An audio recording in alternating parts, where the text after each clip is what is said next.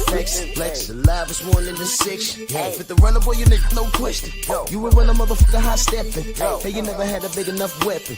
Motherfucker never learned your lesson. I'm a 88 pack nigga, boo.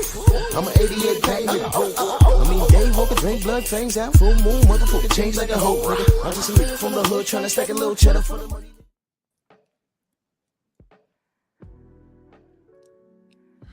Yeah, buddy. Yeah, buddy. Lightweight. Lightweight, baby. Drew Titan Bronx on deck. Shout out to the mighty LDBC.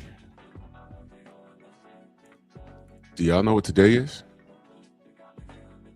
It is indeed Monkey Tuesday.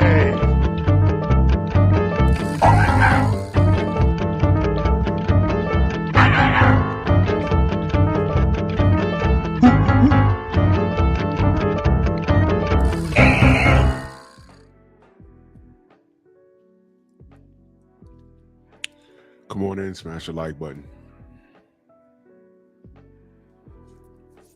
Got a few things I'm going to discuss. See everybody in. Hype the video, share the video, share the video, share the video. I'm about to make some points. And I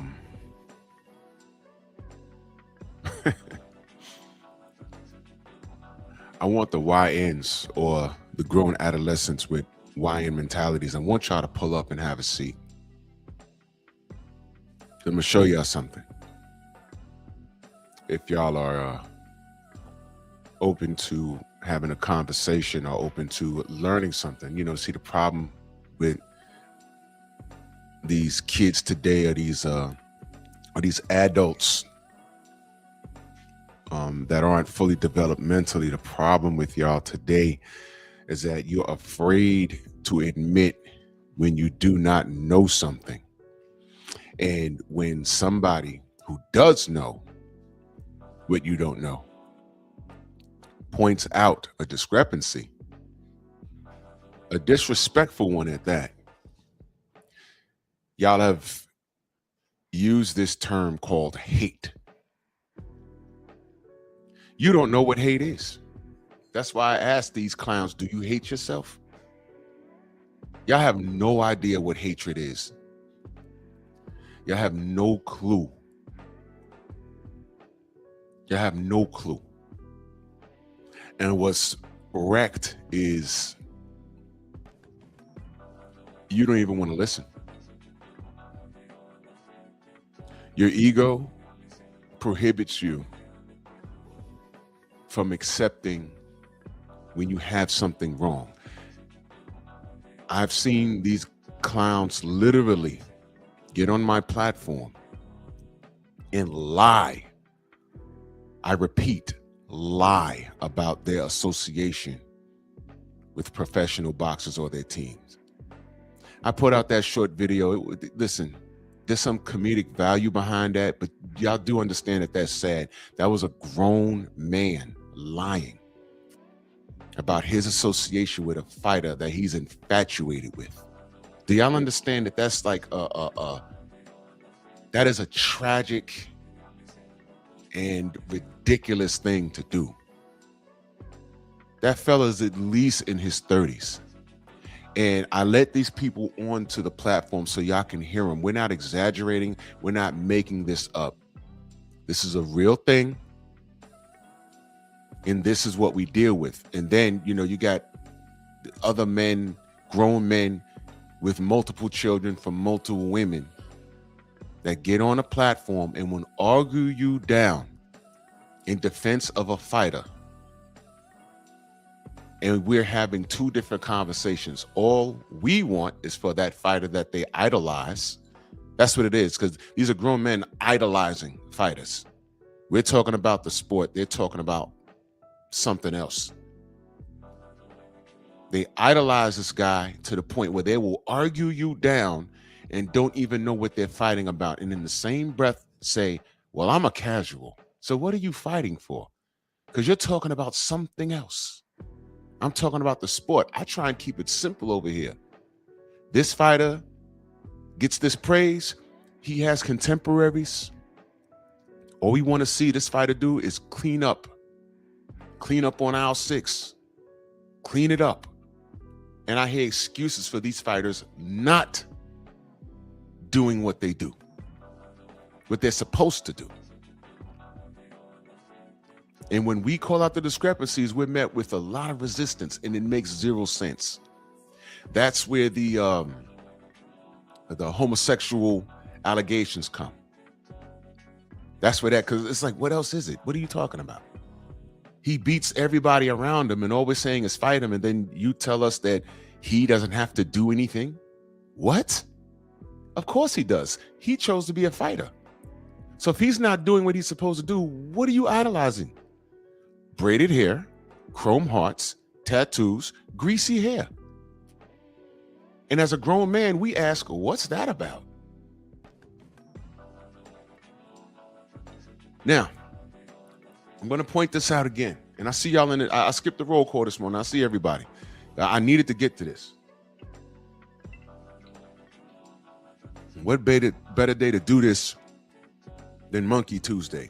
Because I'm going to show you right now how you knuckle draggers, you big-lipped, banana-smelling, chicken grease juggling, watermelon biting with one bite, just the whole watermelon, how they just play it in your face and you don't even know what they did. You have no idea what they just did in your face. But if you're young, you don't care about no Larry Holmes. Exit out the old and in with the new, right? You don't care. You don't know what's going on. You have no idea. But I'm going to show you. Because, you know, it's the LDBC. We always thinking it's racist, it's racist, it's racist. Yeah, prove to me it's not. There was a black murderer's row, and there still is a black murderer's row. Because the attempt was there. The attempt was there.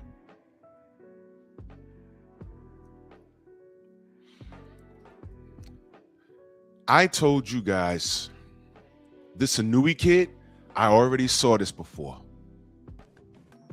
I've seen this before.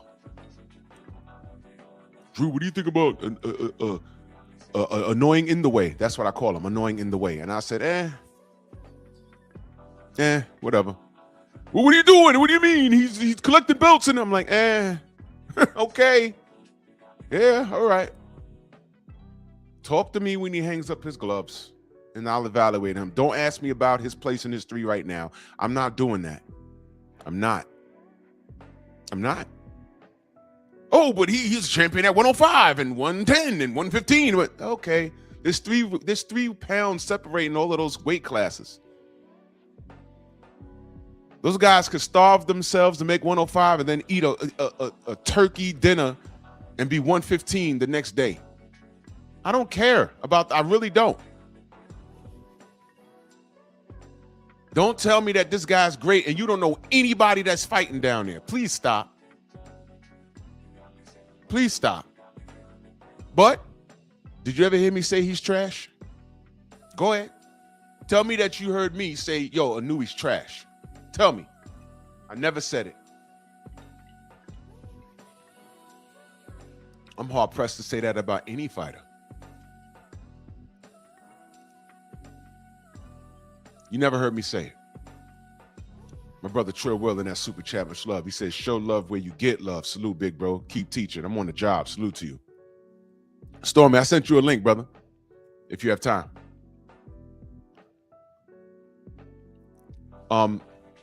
I just said, hey, man, listen, I'm just not impressed. You know why? I understand the machine. We've seen this before. Y'all remember Chocolatito? Were y'all around for that? Y'all remember when he was #1 pound for pound and everybody was talking about him? Oh, here comes Showtime. Oh, Chocolatito. And I'm like, who the F is this? I'm like, here we go. And I didn't say anything. You never heard me say he was trash. And I'm watching him fight one night. I'm like, oh yeah, he's skillful. Yeah. I'm watching him fight, and he fought a guy named Sarung Basai. Go watch that fight, bro. Go watch that fight. You know what happened, right? Slept him. Now here's my question. Who the hell was checking for Sarung Basai?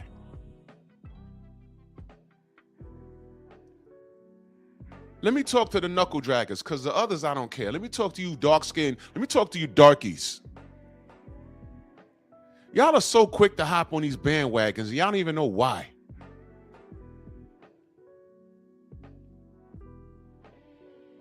It's really easy to distract you knuckle draggers. It's real easy. It's like when the baby is like a baby. Willie Lowe, salute, Bomb Squad, is crying, and you grab a shiny object and all of a sudden their eyes get big. It's like, oh, what is that? Yeah, just take that. I just need you to stop crying.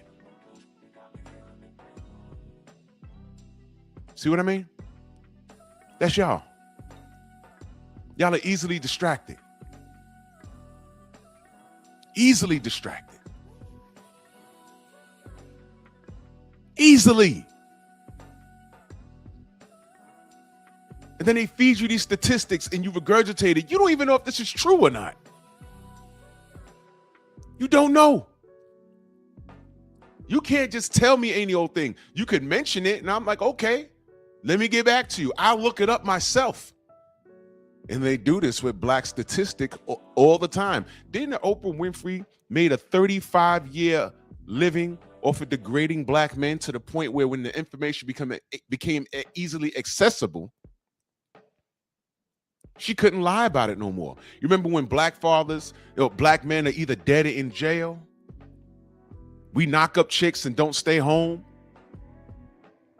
Turns out, and I'm looking around, I'm like, that's not men in my family. Where's she getting this from? Maybe men in my family are just special. No, guess what? She made it up. It was a half truth. Some of it was true. A majority of it wasn't. The rap music didn't help either. So they put that on a pedestal. And the real black men doing real black things fell to the wayside. 35 years later, she's backtracking on the shit she said, but the damage is done. And this new breed of modern women were raised on that tone. And it's hard to deprogram that. You can't.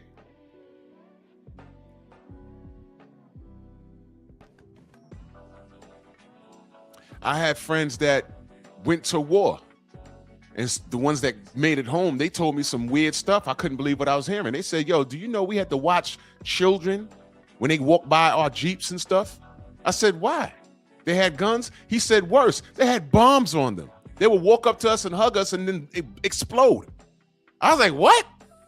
He's like, I swear to God. I said, what? He said, yo, when you're raised to hate a certain people, from the womb, you're taught, hate America, hate America, hate America. And you will sacrifice yourself in the name of Allah. And when you die, you'll go to heaven and you'll get 42 virgins and a crap load of goats. And you're taught that from the time you was an infant to the time you're 15 years old. That's just what you believe. So they walking up to the military. Hey, I need some food, and they hand them a canteen. Next thing you know, the kid blow up. Take out 3 soldiers. That was happening. I couldn't believe that. I was like, what? He said, I swear to God, bro. Swear to God. I didn't even, bro. I'm so glad I chickened out, bro. I'm so glad I chickened out. I can't fathom that. But I brought that up to say this. These kids and these grown adolescents that just decided to watch boxing in the last 2 years, 3 years, I say 5 years. Y'all not even watching boxing. Y'all are watching Y'all are watching cock. Y'all are watching cock. That's what you're doing. Now, good morning, Stormy. I'll pass it to you in a second.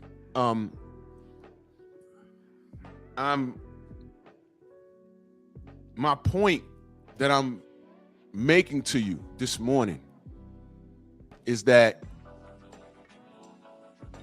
to the people in my comment section, to the people in my chat, I say this all the time. People have to qualify to talk boxing with you. I will have a conversation with a casual who's willing to listen and understand and ask me questions when they don't know something. I'm no longer in the business of talking to casuals who want to argue with me. When I told y'all when I was younger and I would buy these the magazines that were in touch with the music culture, the black music culture, all the girls wanted out of my magazine. They didn't care about the latest album coming out. They didn't care about who's going on tour and the producers and things like that. I cared about that. They wanted those pictures. They wanted the Ralph Tresvant fold-out posters. They wanted the LL Cool J fold-out posters, the Heavy D's. What me as a young man, what would I want a poster of those male rappers on my wall in my room? Why would I want that? No, it's not for me. It's for them. And I would give it to the girls. This is how I see these grown-ass men fighting on the behalf of guys like Mellow Yellow when you got things like this really happening. Now, Drew, what am I talking about with this annoying in the way? I'm going to read what they put about 2 days ago. Annoying in the way is the first man in 42 years to defend the ring title 4 times in a calendar year. The last man to do that was Larry Holmes in 1983. Can I ask y'all a question? First of all, who the fuck cared about that stat until 2 days ago? Who was even considering that 2 days ago? And now that they've said that, how many monkeys are running around talking about this is why he's great? How many? Now, when Larry Holmes did it 42 years ago, you know what a monkey will tell me? If I said this 2 weeks ago, man, Larry Holmes was an OG, man. He was great. Why? Yo, you know, back in 83, he defended the ring title 4 times in a year. You know what the monkey's going to say to me? Well, who'd he fight, though? Who'd he beat? I don't know who he beat. Who'd he beat? I only saw highlights of him getting knocked out by Mike Tyson. Who'd he beat? But now that these frauds have said that Inouye has done it, now it's a stat in the books. And now they've armed these casuals and these assholes with this stupid ass piece of information to compare him not only to an all-time great, but he so happens to be black. Okay? Now, before I give it to Stormy, let me point something else out to you. This picture's racist. The one in the middle that I made move. Y'all want to know why I think it's racist? Well, I know it's racist. Y'all not even thinking on my wavelength. Why do you think that the way they have him next to Larry, why do you think I'm saying it's racist? Well, let me give it to Stormy before I prove my point. Do you know why I say that this is racist, Stormy, by chance?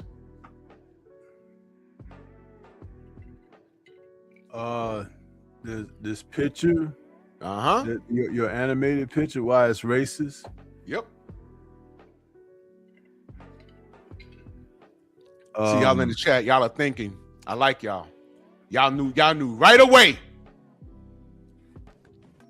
Y'all knew right away. Y'all knew right away. Yeah, you know, I'm not even gonna say it because you know it's obvious. It's very obvious. It's obvious, bro. That's why I put my meme there. That's the real size. That's the real fucking size. Man, I'm so mad with this. That's the real size. And I said, why the fuck? In fact, man, please. I met Larry Holmes a year and a half ago. I'm 6'2". Larry's about 6'4". Why they got a Nui in there like they're the same size? You gotta be kidding me. But wait a minute. Drew, you're overdoing it. No, I'm not. Listen carefully. Listen carefully. Of Africa on world maps is completely wrong. Africa is much bigger than you can possibly imagine. I'm going to tell you why the true size of Africa was distorted, who distorted it, and how big Africa actually is. Pay attention. The most common map we use to view the world is the Mercator projection created by Gerardus Mercator in 1569. The world is spherical and continents on the equator were challenging to depict at that time by Europeans. Flat earthers, relax. To whom Africa was still a mystery. Why this error has never been corrected on world maps is interesting. How big is Africa? It's over 30 million square kilometers. That's larger than the United States, China, India, and most of Europe combined. You wanna know what's funny? Look at China. What shape is it in?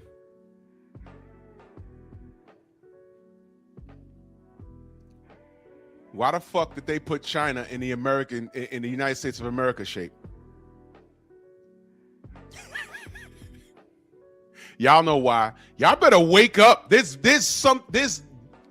What's going on in this world right now is demonic. Pick up your Bible and read it. Pick up your Bible and read it. 30 million square kilometers. And on a world map, they have it as the same size as South America. Yes, most of the other continents. Look at that. United States, Spain, France, Germany, Italy, Eastern Europe, China Part 2, India, that can all fit on the continent of Africa, and Japan down there. Look at that. Continents can fit into Africa. This kind of symbolic of something else too, ain't it? Yeah. You can fit all those countries on that continent. Why every map that you've seen since birth, when you was in school, the world map, Africa is the same size as South America. I saw a satellite picture of Africa from space years ago, and I said, what the fuck? Africa on a world map it should be the biggest thing on the map. But they shrunk it down so they could fit it. They didn't want to make the map bigger, they shrunk it down. They gave it that anaconda. You remember Black Dynamite? Yeah, Anaconda? they gave the anaconda. Yeah, the anaconda. They shrunk it. They shrunk it. Why? So y'all don't even know racism starts from when you go to school. You didn't even know that, did you? You're welcome, monkeys. So when they put this picture up, and I'm looking at it like, what the fuck? What would be the problem of them putting the Nui, his natural size, standing in front of Larry Holmes, and Larry Holmes just standing behind him? Like maybe making anime, putting his hands on his shoulder, like, good job, kid. No, they want to make him the same size as Larry Holmes, as to say we're all equal, as to say pound for pound, if Larry and him was the same size, he might be able to fuck with Larry. Do y'all understand? Or is this too deep for you casuals and you big lip monkeys? You bumpy knuckle monkeys. Right? You same big lip jaw jacking monkeys. You guys want him in the ring with Mellow Yellow. Never mind the fact that this dude fights at 126. You want that fight for him.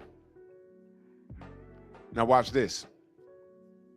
I'm gonna tell you right now, if that fight even hits the negotiation table, I'm telling you right now. See, in this way you're gonna lose these niggas. Annoying in the way is the A side. Uh-oh. No, he's not, Drew. Yes, he is. Watch this, Stormy. He has a country behind him. Whoa! Uh-oh. You feeling it now? You feeling it now? Uh-oh. He has a country behind him. Japan is bigger than Baltimore. Yeah. And guess what? Annoying in the way ain't gotta come to America to fight this guy. He ain't gotta go to Vegas. What do we mean? If he's not fighting in Japan, they fighting in the Middle East. Then what you gonna do? Then all of a sudden, y'all gonna be talking about hand wraps now, right? You're gonna be talking about hand wraps then, right? Hand wraps. Now you're gonna be talking about hand wraps. Make sure the wraps are all right. Right? I'm telling you right now, it's gonna be a problem. Y'all don't want this fight. Because this kid ain't beating women. This kid is, they calling him #1 pound for pound.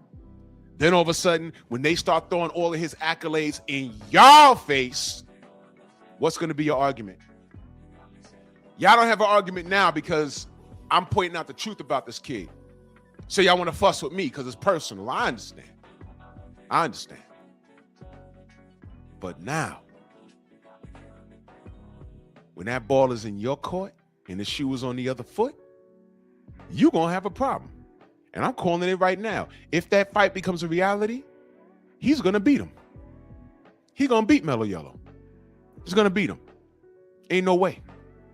He's going to beat him because Annoying in the Way has the entire world machine behind him. This right here sealed it.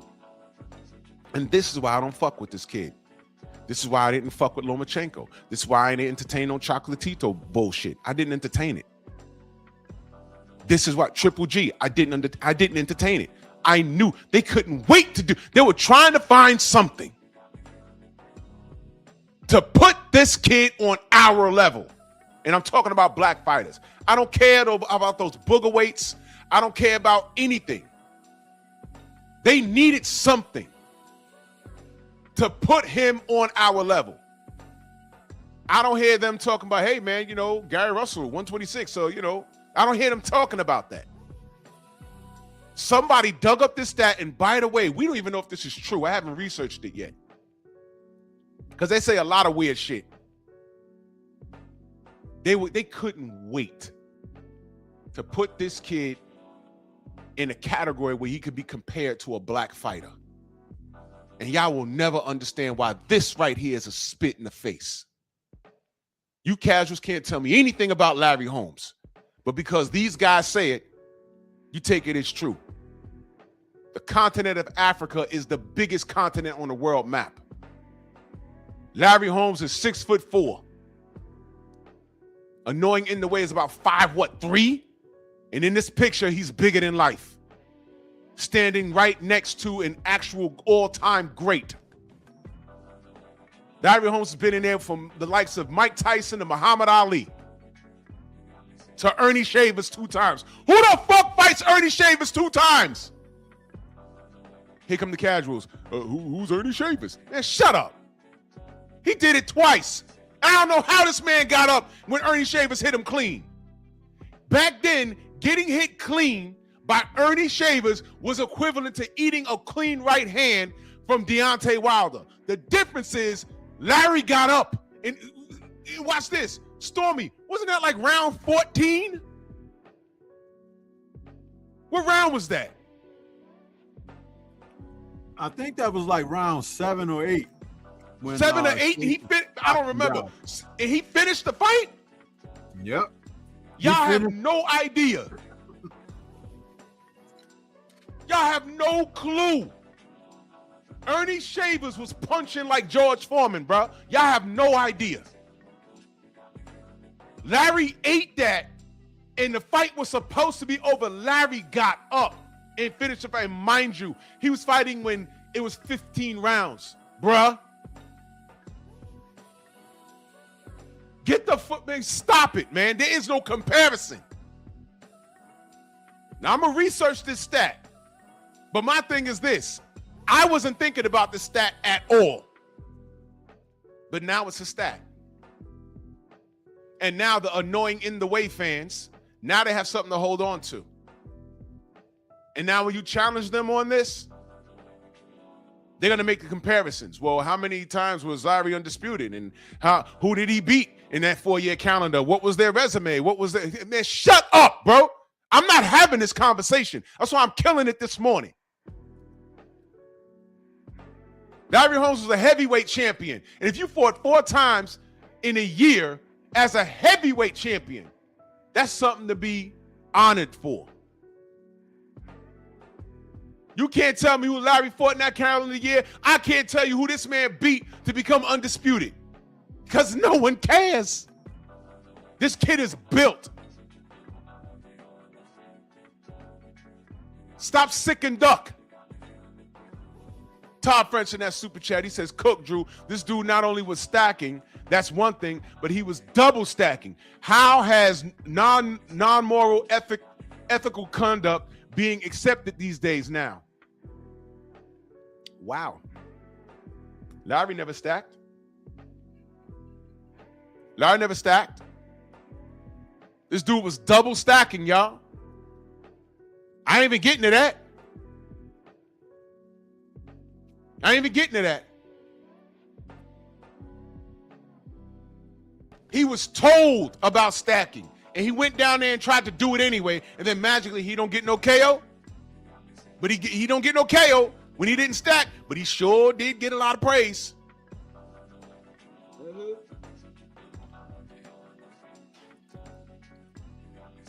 Let me try and find. Go ahead, Stormy. Let me. I gotta look for something real quick.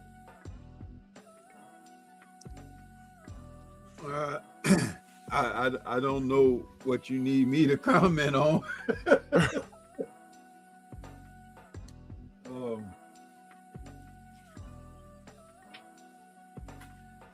Listen, man. They've always looked to our fighters, our champions, as the standard bearers. When someone wants to have consideration for measures of greatness, they've always looked to our fighters, our people. But they don't want to acknowledge our greatness.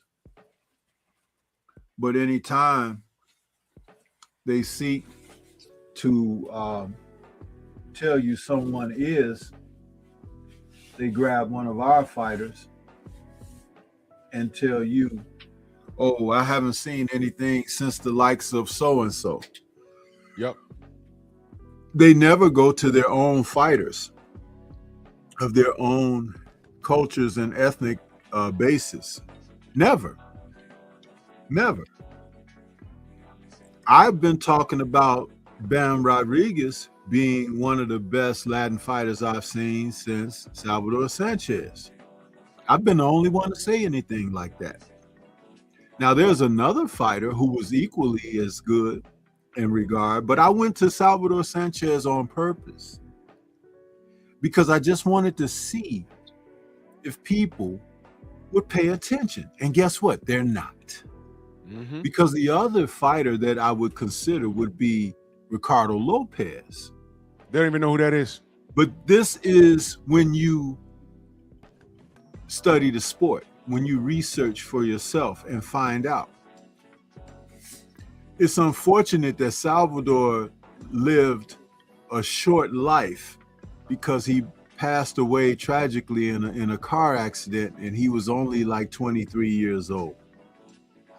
But in his last title defense, he defeated a man who would go forward in boxing and be profound enough that he developed the name The Professor and was a rival to anyone on a pound for pound list. And that was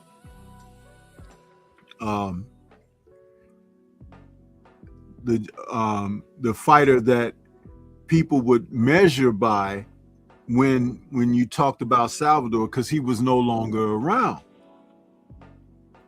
And people still don't even know who Salvador Sanchez was and what he was able to accomplish. On the flip side of everything that he was doing, there were fighters with outstanding knockout records. There were fighters that were outstanding in being able to box, lose a fight, come back or whatever. But against Salvador, he picked you apart, and it was like no reason to even consider a rematch with the man. Jesse Bam Rodriguez is doing some similar things at those smaller weights, much more worthy of acknowledgement than this guy. That's right. But it's amazing how they do this stuff, because this is a part of this what is it? DNI, DIN? What is that? DEI. DEI. Yeah, they're doing that because this is what the focus is now. That I stands for inclusion. They want to include. Yeah, they want people to be a part of something. But guess what? Being a part of something. Remember this participation trophy? Yes. You see? Yeah. You see? Now, where are we since that originally was introduced to our social consciousness? Think about that. These are the children that are now adults. That's right. But when they were children, their parents were the one that formed this ideology, participation trophy. Why can't my son be included? Do you remember when you were in grade school, from kindergarten going to grade school, you didn't graduate? They got kids graduating from the natural transition in life now because they want to make it feel like it's an accomplishment. That's right. It's not an accomplishment. It's a part of what's supposed to be with your process. But because you still had those who couldn't make the grade with that, they had to find a way. Do you remember you used to have, they kept attendance records in school. And when you had perfect attendance, there was a merit for that. You got some kind of acknowledgement and everything for the calendar year. They did away with that because you had so many misfits missing class, parents who were too lazy to get them up and take them to class and everything, and they didn't want to shame anybody. You're supposed to be ashamed that you don't take your child to school. That's right. You're supposed to be ashamed that your child doesn't apply themselves in school. And when they really seriously had drawbacks and setbacks from a mental standpoint, there were special classes for those people. Then you ended up having people who didn't have those drawbacks and setbacks getting placed in those classes because they weren't applying themselves. Think about that. Just because you're not trying. So they do away with that, and then they make sure that, well, Johnny gets a trophy and Sally gets a trophy and everything, but Johnny can't even spell his name. But he could curse with fervor because that's all that happens in his household. He could tell you to suck on things that anatomically that children shouldn't even be talking about. That's right. But he can't count to 20. He doesn't know how to read out of the most basic of books. But he got an earring in his ear. All of these things were part of the society that you know, and I'm a grandparent to this society now. So I'm not lying to you. You want to People need to research and look up who was the last great, well-known Japanese fighter. and find out how many years ago, how many generations ago that fighter was considered elite and the top of the class in the sport of boxing. There you go. The decades back that it goes will strike you down. This is a creation. And this is my point. They need one. So when I say he's manufactured, this is what the hell I'm talking about. Todd French in that super chat, he says, funny how cheetah's power don't translate in Riyadh. Of course not. Anui, Fury, no more bone crushing, skull crushing power. All right, this is what we're talking about. DEI in boxing. As my brother Black Martial Arts Society just said in the chat. Absolutely. Everybody gets a trophy as a child. You know, my nephew had little league games back in the day. And the first thing I noticed is all the kids got a goddamn trophy, but the actual team that won, they won. They put in the work, and they all looking around like, you know, wow, they getting one too? What the fuck we work? What do we work so hard for? You know, and I was never cool with that. Now, in an adult version, now you think that's harmless, what we're talking about. No Child Left Behind Act, courtesy of George Bush #2. Do you know what that did? Let me tell you the domino effect. No Child Left Behind Act. Because they don't want their kids feeling some sort of way. So your kid goes to school, puts in the work, honor roll, and he gets to graduate. But the whole time his class was disrupted every 5 minutes by little Timmy. But little Timmy gets the same result. He gets to graduate, he gets to walk next to your son. And Timmy ain't do anything. So Timmy starts dicking around through life. Timmy's dad and mom are cool with that. Because now they ain't got to worry about Timmy not graduating and looking crazy because they ain't do what they were supposed to do in the house. So now the neighborhood don't know Timmy's a fabulous fuck up because of his parents, right? Now watch this. A few years later, there was something called, I forgot what the act was called, but it translated to everybody gets a house. For those of you in the chat that are homeowners, y'all know what I'm talking about. This was years ago. This was also under the Bush administration. Everybody got a house. Do y'all remember what happened after that in this country? Let me give you a little bit of math. If you know, you know. People were getting homes, $300,000 properties, especially up here in my state. It's ridiculous. $200,000 homes, $300,000 homes. And what did homie do for a living? He drove a cab. What was his top salary? Like $35,000 a year.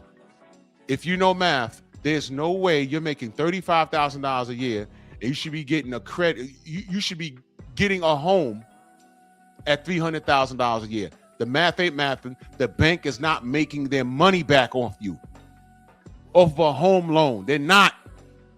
Corner girl, exactly. Enter the housing crisis. Everybody ate it. Everybody ate it. And I don't want to get too technical, but I knew people in the middle of that. But I'm telling you, the banks was making money hands over fist for a little while. They were refinancing everybody, giving out loans and robbing Peter to pay Paul. And then what happened? The shit bust. It was a recipe for disaster. And it turned into the housing crisis. I ain't gonna get too deep. Y'all do y'all research on that. Everybody ate it on that. And we was like, yo, and people, I remember watching the news back then. Fox News loved it. Oh man, everybody should get a home. And you turn over to MSNBC, they was like, yo, this is not good, man. I don't know when we're gonna bite it, but we're gonna bite it soon. You know, this is not for real, man. We're gonna hurt ourselves. And what happened? We had the housing crisis. Just look it up. Just look it up. It was bad. That's a direct result of giving people. helping people feel good instead of doing what's right. If you can't afford a home, get a better job. You might be cool just driving a cab all your life. I'm not knocking you. At least you're working, but you don't qualify for that $300,000 property. You might have to live in a one-bedroom apartment all your life. Maybe that's your destiny. Whatever. No child left behind turned into the damn housing crisis. You see, it's a domino effect. There's a lot of these bum-ass dudes walking around my borough right now. Oh, I'm about to get me a house. I'm about to get me a house. You know what happened in 3 years? They couldn't afford the house. They're trying to refinance their home, and now they're trying to move tenants in. Some of these guys got put out their cribs. You get you try and refinance the home, right? This is a true story. Refinance the home, right? You get a loan from the bank. Refinance to mean the bank gives you bread and you borrow from the equity of the home, right? They cut you a check. It could be a big check. What Katz was telling them to do, yo, look, you got like 4 bedrooms. You got a basement apartment. You know, all you got to do is do some major, well, you got enough room in the basement to make it an apartment. You know, my cousin Vinny is an appraiser. I'll just send him over there so he could check it out and say, hey, man, this is a legal apartment. You know, you're a little short on the footage, but I can make it an apartment. You know what I'm saying? What you need to do, though, is rent out the basement and the first floor and charge this amount, and boom, you could pay your mortgage with one apartment pays the mortgage, the other apartment you pocket in the money. You cut these niggas a check. Y'all want to, true story, y'all. Y'all want to guess what these niggas did when they got the check cut from the bank? Instead of taking it and hiring some people to make the basement apartment an actual apartment and the first floor apartment livable, what do you think these niggas did? Don't you know these niggas went out and bought cars? Bought some gold chains. Yeah, bought some gold chains, went on the cruises and shit. Before the cruises became a thing, because for a long time, black people didn't think we could do the Love Boat. That's still new to us. These niggas went and niggered themselves out, gold teeth, gold chains, Lexuses, and then they called a bank back in 6 months. Hey, man, I need another loan. Huh? I just gave you a loan. Your equity was X amount of dollars. What do you mean? Oh, yeah, well, you know, I bought the car in mine. What? You were supposed to take that money and get your house fixed up to rent out 2 apartments. What are you talking? I can't do nothing for you now. They lost the home, but they got their Lexus. They got their Mercedes. And they can trade the gold chains in for some handcuffs. That's right. That's right. Don't tell me what your priorities are. Show me where you spend your money, and I'll tell you what they are. I know this because I was working with Sterling National Bank on a consultant basis at that time. That's how I got put up on game. I watched this shit. They gave me a lead list. They say, yo, this area, do you know about this area? I say, yeah, I know about this area very well. What's over there? And I'm looking at the prices of the homes. I said, damn. I said, well, a lot of those brothers over there, they're cab drivers. They drive school buses. They work at these corner stores, and I mean, not real cab drivers. They were called dollar cabs. So I said, I don't know. And you pulling up their salary. Look at that, $35,000, $40,000. That property's $250,000. I'm like, should y'all be giving them this money? They're like, hey, the president. I said, damn, bro. Well, whatever. So the cold callers and the bankers, they were making money at first. But when that crisis hit, everybody felt it. If you ain't saved your bread, you were in trouble. See, I was already working for the city, so I was like, yeah, all right, y'all call me when y'all fire this goddamn boiler room back up. Y'all call me. I said, I'm good.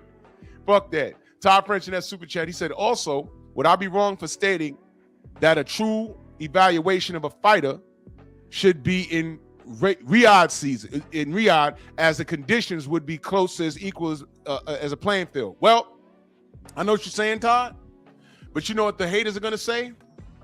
They're going to focus on the relationship between Hamza Shiraz and Turki Al-Sheikh when he went to his corner and says, "You down by 2 rounds."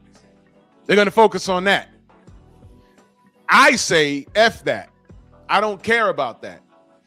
I know I watched Tyson Fury fight 3 times in Riyadh season. He looked pretty damn normal to me. He fought the nail biter and lost twice. That's Tyson Fury. This kid ain't got no stacked raps. He don't get a knockout. But they damn sure put him in the same sentence as Larry Holmes. Peep the play. You see, Turkey's footing the bill, but he can't watch everything. I still watch this black dude and Max Kellerman and Mike Cappinger on that. I see clips of that show that they have, and it's complete and total nonsense. It's total nonsense. And now they got what's his name up there talking sometimes. D's old trainer, Malik Scott up there sometimes. But the show is horrible. The shit that they talk. And who's that black dude again? I forgot. Isn't he a football player? Why is he talking? Get out of here with this Anubis shit.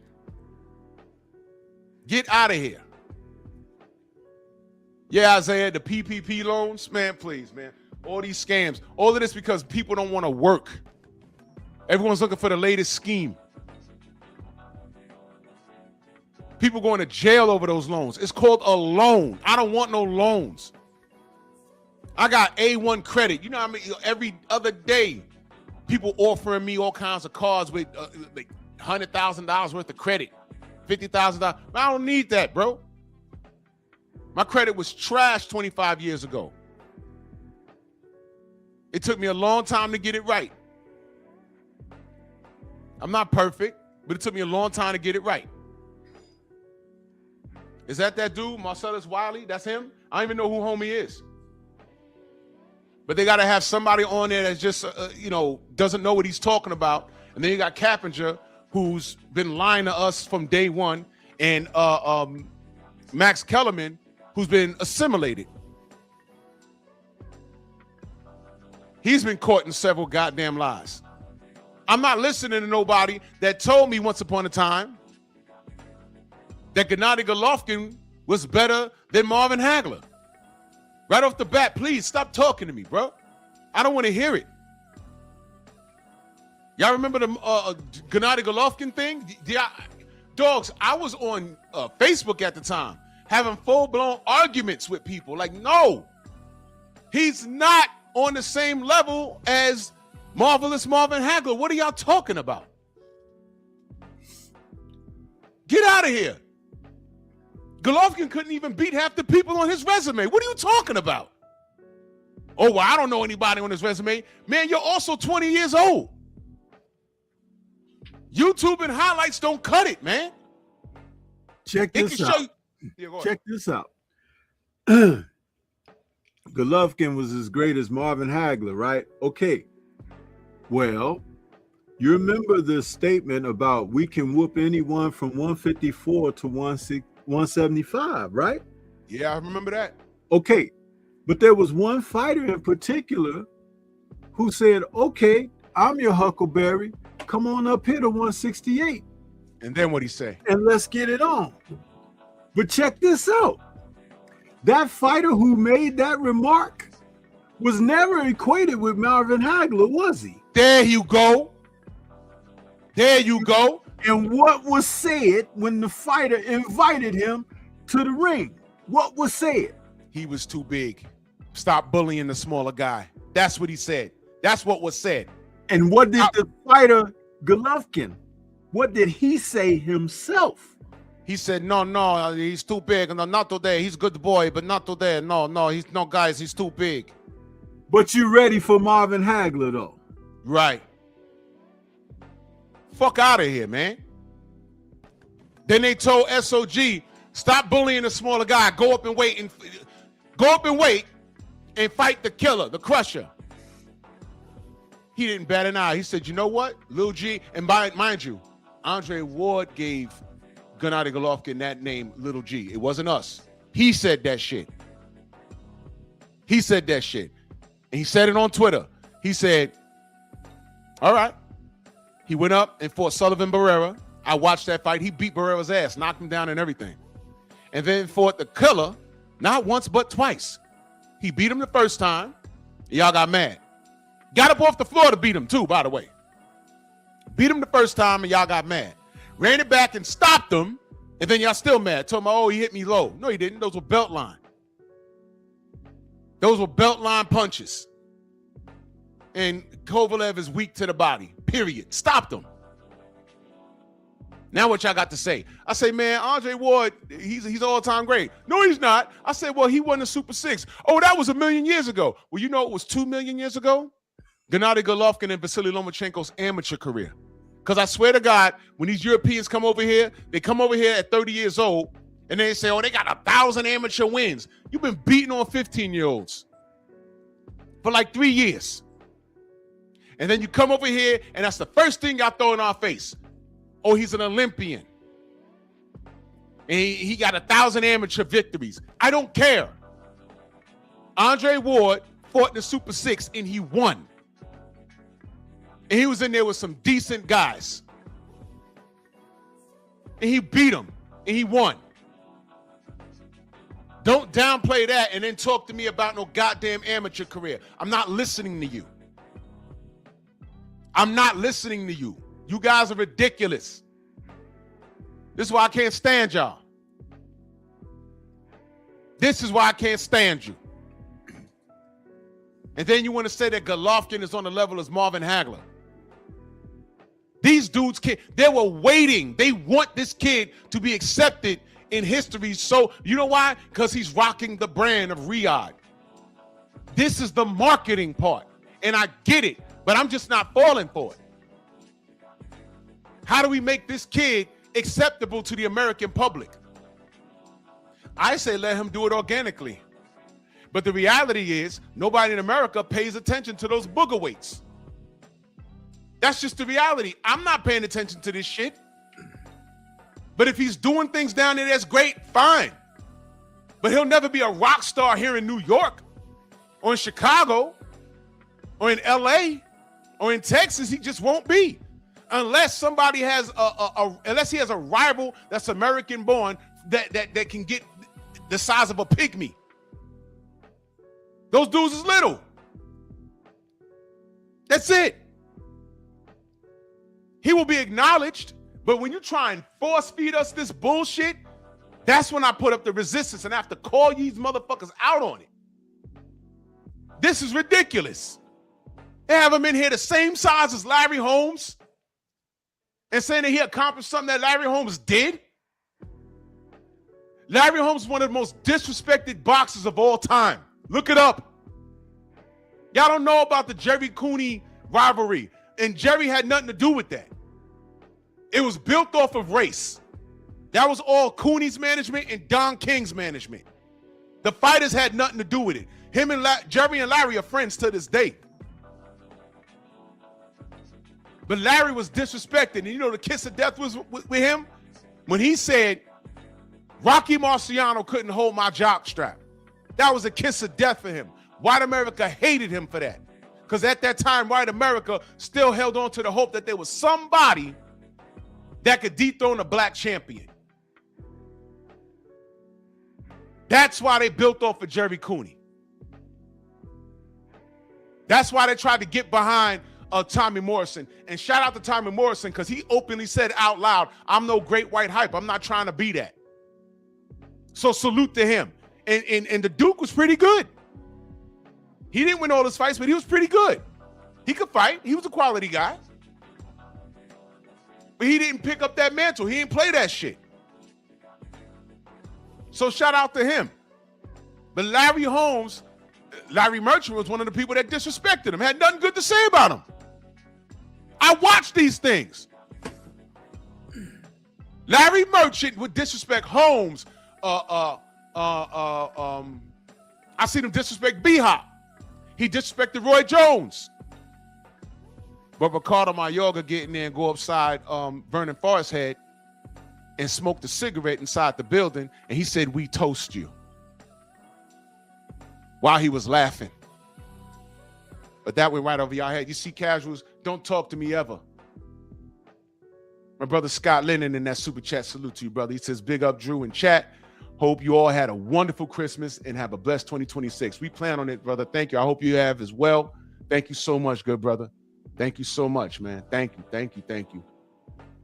Renzo in that super chat, salute. He says, it's rinse and repeat for old media and the anti-black fans and casuals. Since black Americans have been competing, we've excelled and set the standard 100%.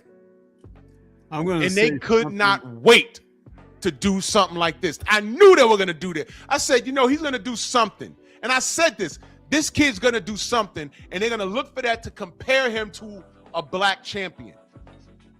But I never thought it'd be Larry Holmes. And this is disrespectful. The picture in that bullshit stat that nobody was even thinking about. I wasn't even thinking about this. This tells you that they had to dig deep. They had to dig real deep. And for all we know, they made him fight 4 times in a year.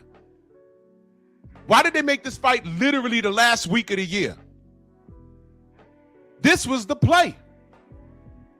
This was the play. There's a lot of standards. There's a lot there's a lot of stats that black fighters have set. And they said, what can we get this little dude to do so we can put him in the same sentence as somebody? He ain't defended the WBC championship 10 times. He hasn't done that. In one weight class, he hasn't done that. What else? He's not defending, he's not winning these championships and defending them in multiple weight classes, so they can't give him the Hank Armstrong award. Oh, we can make him fight 4 times in 1 year and defend our title. Who's the last person to do that? Larry Holmes. This is the best they could do.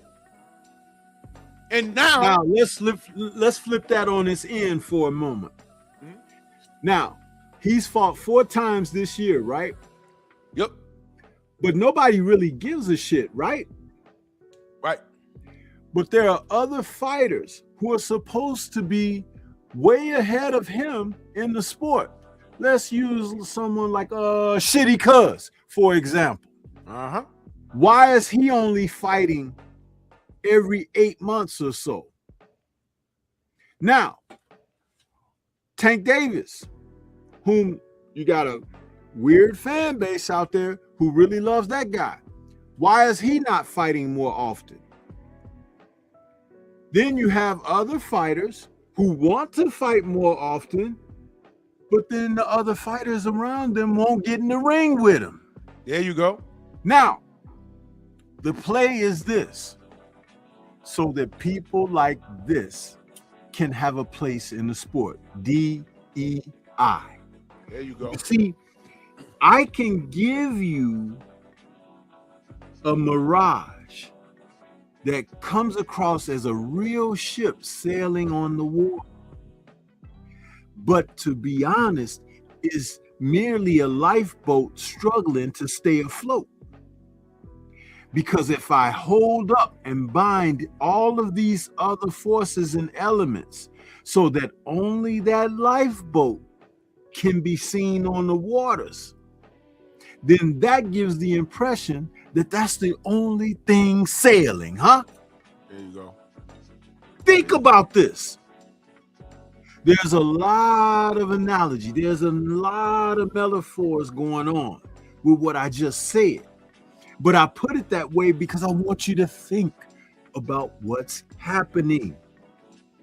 When Larry Holmes was defending that title, it was because he wanted to fight, and he wanted to fight the best.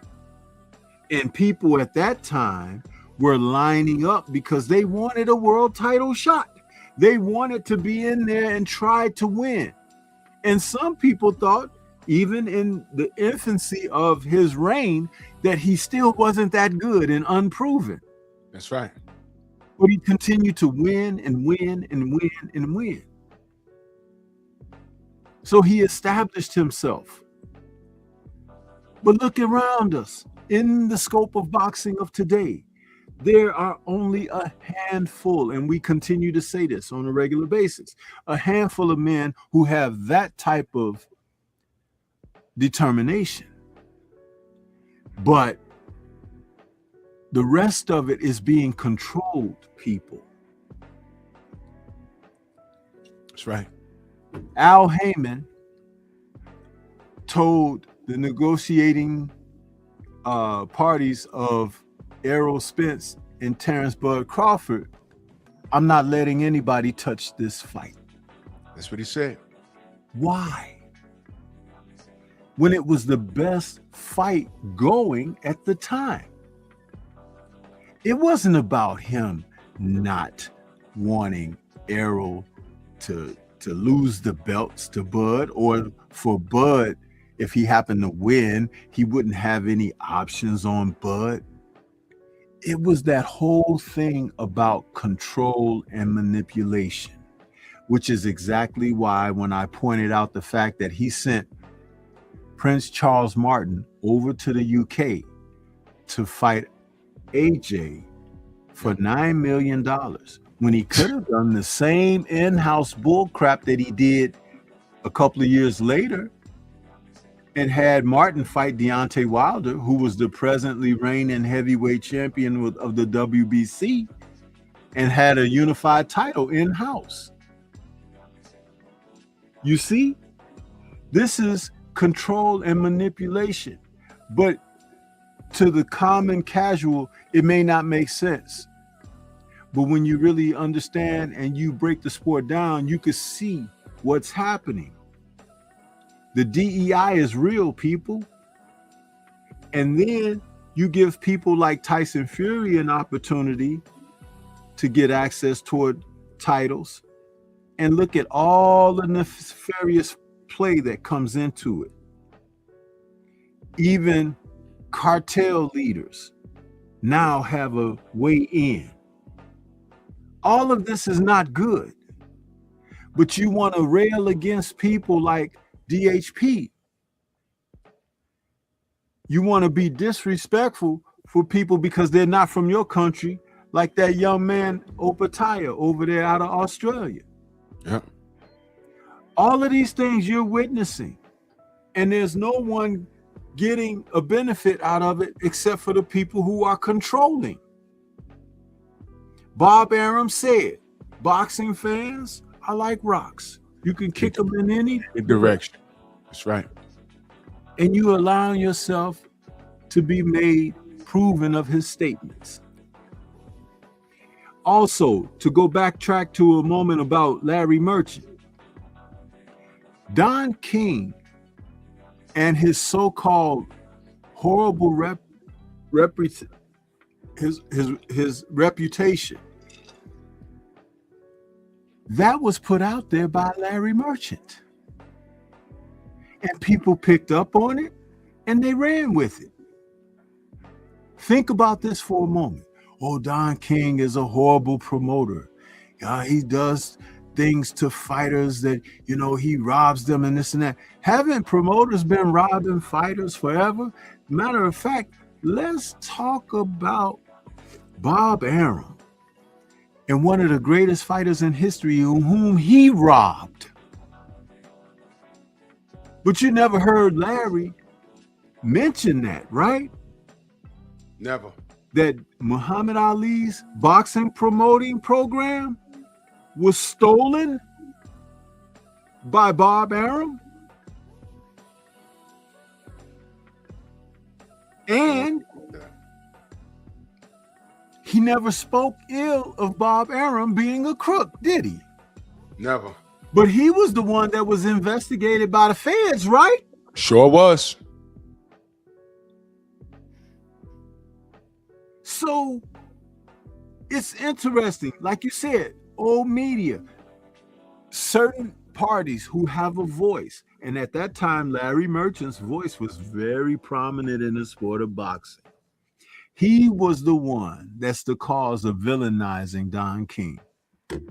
But guess what? Don King made HBO. when he brought boxing off of network television over to pay television, which was HBO, home box office.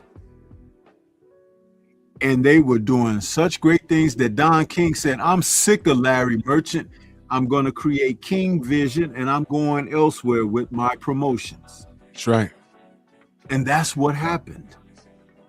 But see, some of you casuals wouldn't understand any of this because you were too busy being raised to participate where you didn't necessarily belong because of lack of application.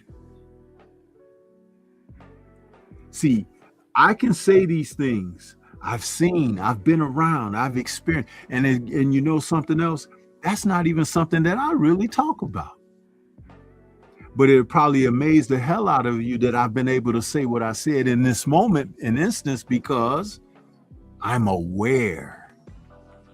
Now, all you need to do is go and do the research and you'll find out, well, God doggone it, Stormy B. Man was spot on with everything that he said. Damn right. Mook Styles in that super chat, he says, Drew, I saw somebody in the comment section on Facebook say that Inoue could beat Mayweather. I just shook my head, bro. Bro, this is how they, that's actually a real argument nowadays. You know what I'm saying? This is what they do. This is how they're going to do us. Now they have something to compare this little guy to an all-time great like Larry Holmes. They're going to actually say, well, pound for pound. Now they want to stick to what pound for pound. They're going to want to stick to what pound for pound really means. Like I told y'all, pound for pound, an ant is stronger than an elephant, pound for pound. An elephant can't pull like 20 times its body weight. An ant can. So pound for pound, an ant is stronger than an elephant. They're going to do the same thing here. Well, if these guys were the same size, Inoue would wash everybody. And that's not true. Renzo back in that super chat, he says, for centuries, they've looked for a hope, non-black savior, to end black dominance. The wild part about it is we'll give non-blacks praise all day. As soon as we show pride, we're biased. We're a biased militant group. Yes.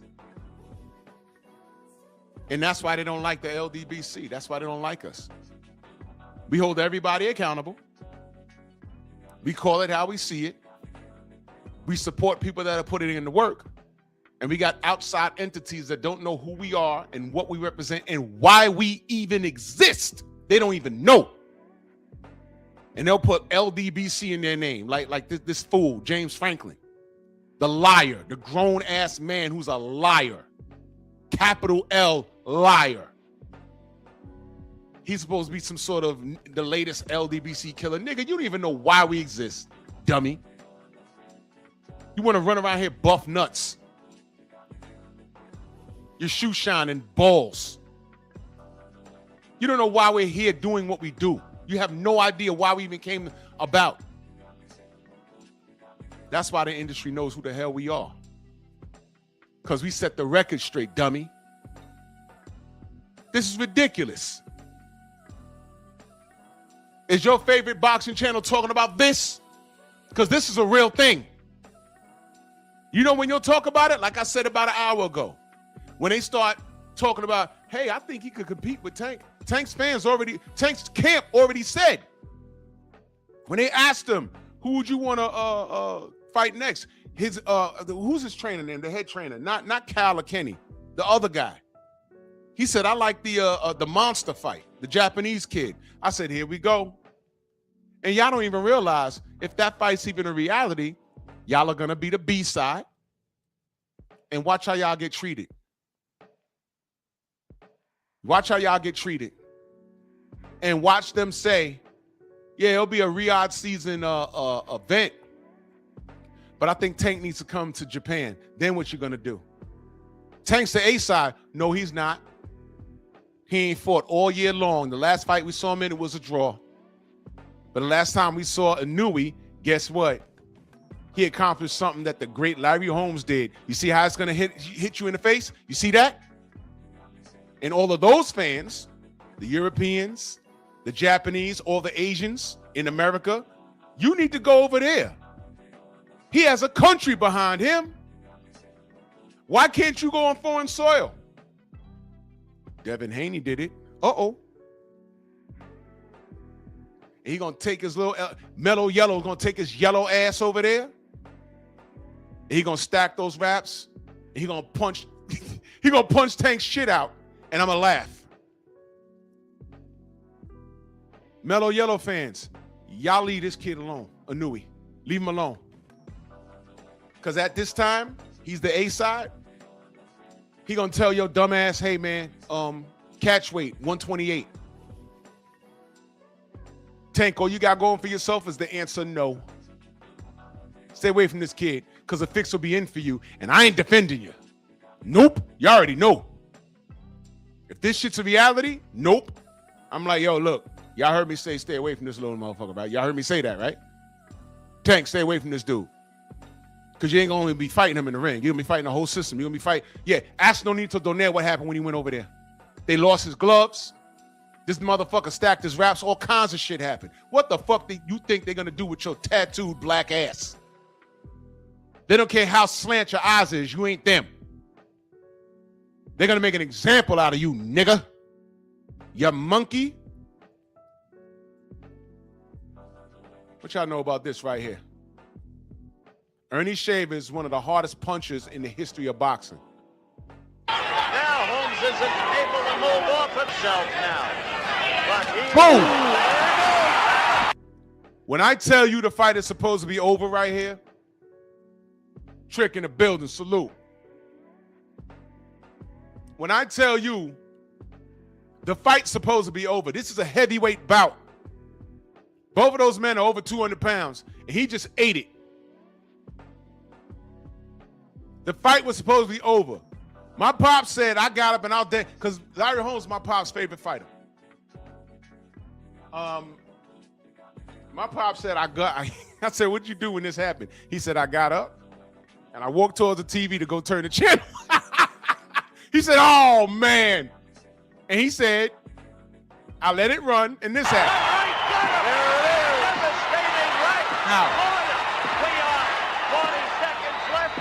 He got up.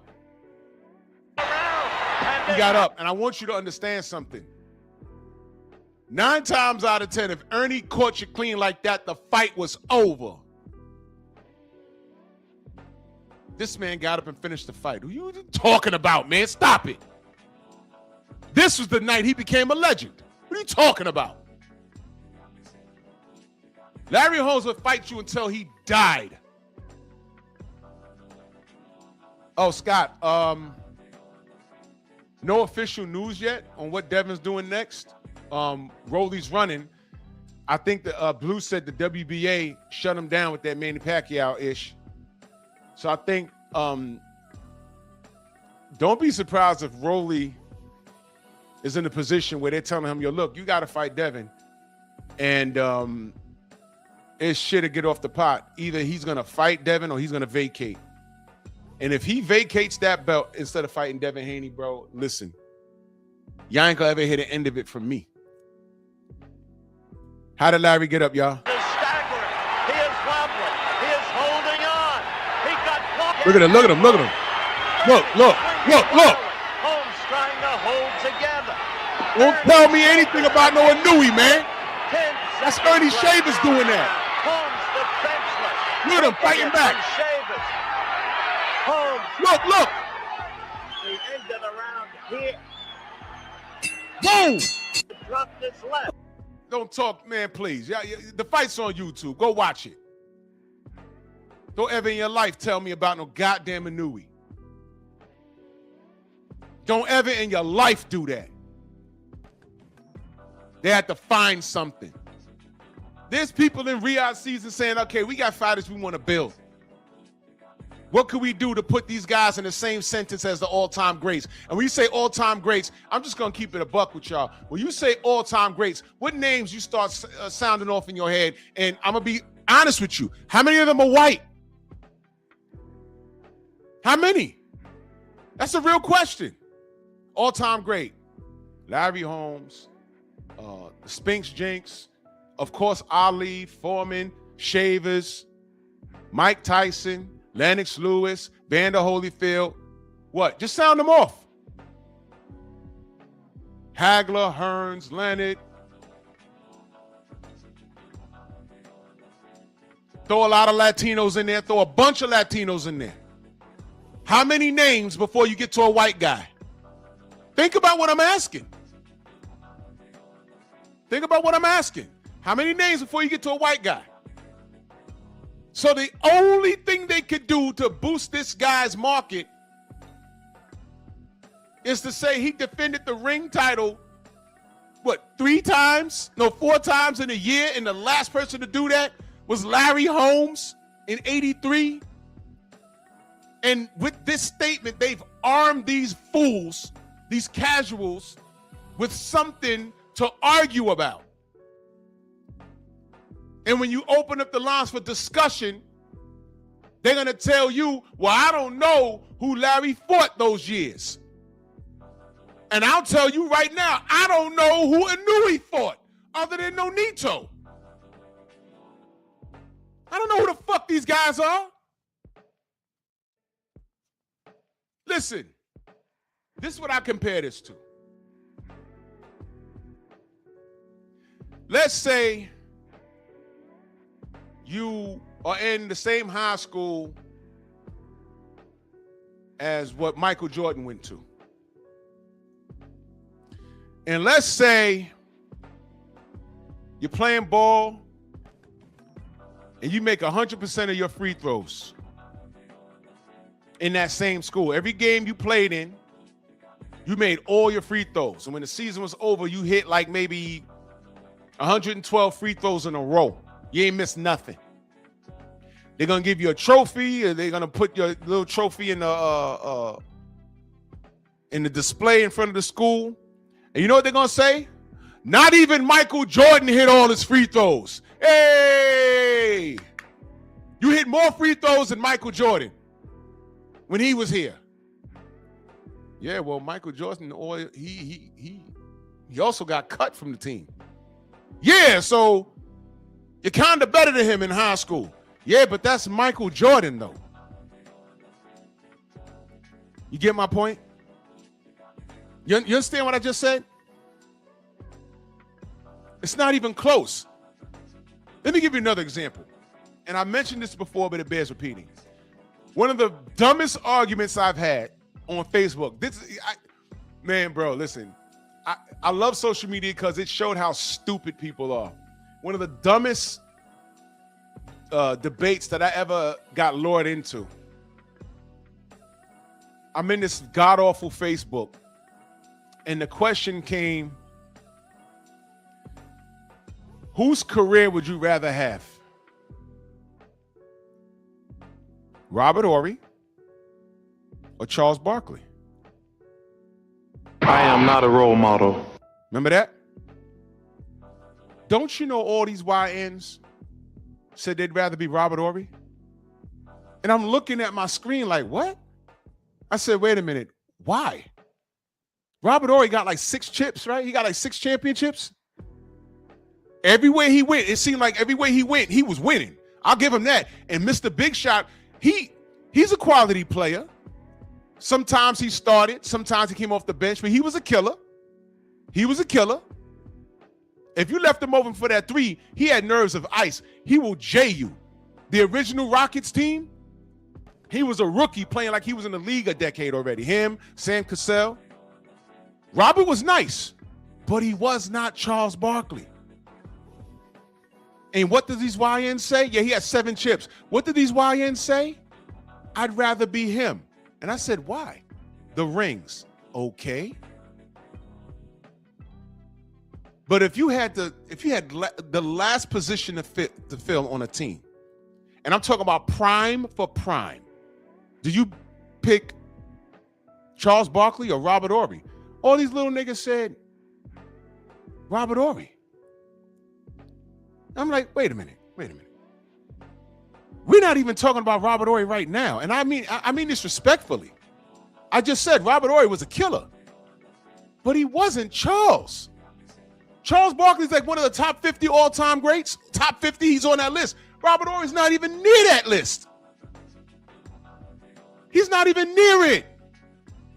It's not even close. How many all-star teams has he made? You want some YN logic? Okay, fine, let's go here. How many shoe deals has he had? Did he play on any dream teams? Was he an all-star? What was he an all-star ever? I'm asking for real. I'm asking for real. I don't understand. Or do I? I said, you know, y'all niggas just want to pop bottles. Y'all are cool riding at the end of the bench with no playing time, but everyone does the work and you get to pop bottles in a locker room? And they put it in writing. We're about the chips. We're about the chips. I said, okay, so we're having two different conversations. Nobody. To me, it's the LeBron Jordan comparison. There is no comparison. There's really none. That's why I don't even entertain that debate, because it's silly to me. It's silly. Charles Barkley, Robert Horry. What are we talking about? Oh, y'all like to party. Y'all like to pop in the bottles. Y'all don't want to do no work. Y'all want to sit down and fake it till you make it. And I'm not saying that Robert Horry is a faker. He was a killer, but he wasn't Charles Barkley. Charles Barkley was different. Y'all talking about championships. One of the major reasons why he ain't got a chip was because of Michael Jordan. There's a lot of Hall of Fame players that didn't got chips because of Michael Jordan. Stockton Malone, Patrick Ewing, Charles Barkley. Clyde Drexler got lucky because Mike left for 2 years and he hooked up with Akeem Olajuwon. But if he fucked around and stayed in Portland, he was about not to get one. What are we talking about? It's a ridiculous conversation. But when you talk about the mentality of people, the mentality, they accept mediocre bullshit as excellence, and they put Inouye in here. I don't care what he did in those lower weight classes. I watched you have trouble with my brother Nonito. And you tried to fuck around with his gloves too, and you're stacking your raps. Don't you dare put him in the same sentence as Larry Holmes. But they did it, and in this meme, they made him the same size as Larry Holmes. And I'm telling y'all, that's racist in itself. At the top of the show, I showed y'all, refer to the world map. You niggas that went to school all your lives, y'all look at the world map in your classroom, they got you thinking that Africa is the same size as South America. And they shrunk Africa so it could be fair. That's what they did. But they also told me when I was a kid, Africa's so big, you could put the United States inside the continent of Africa 3 times. And I said, well, that don't look like right on the map. I've said that since I was a kid. I'm all grown up, and my boy who worked at NASA showed me, he sent me a picture. He said, this is how Africa looks from space. I said, look at this shit. It takes up half the planet. How? They shrunk Africa to be fair. So in this picture, they shrunk Larry to be fair. But what they're doing is sending y'all black asses a message. Prez, shut up before I fucking time you out again. Again, see what I'm saying, little nigga? You pull up late and you miss the entire conversation. And you just gonna blow past what I said about my brother Nonito? You're gonna blow past what I said? When he landed there, they fucking hijacked his gloves and tried to give him a Inouye second pair. And then this little motherfucker stacks his raps. We're gonna blow past that?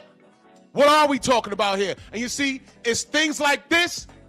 People like Press is who the system caters to. Because no matter what I said for goddamn an hour and a half, he's still saying that.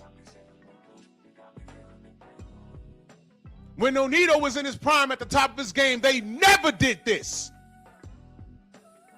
They never did this. Ever. Ever.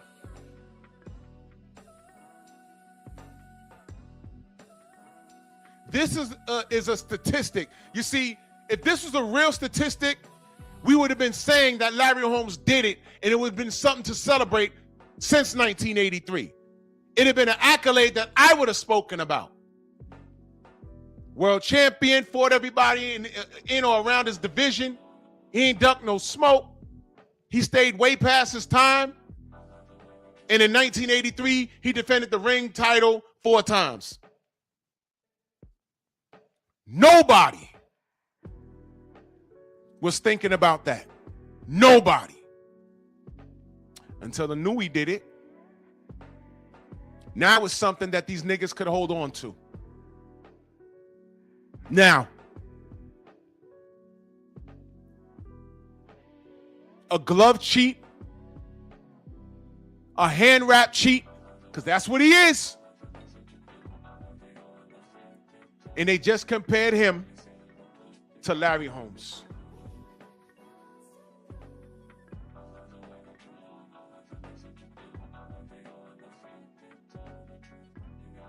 This is what I'm talking about.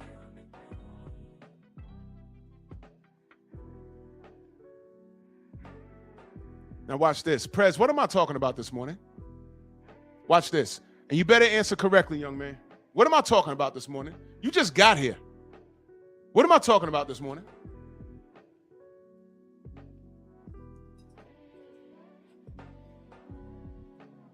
Answer quick, man.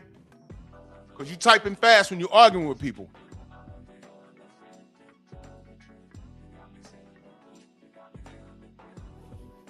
What am I talking about this morning?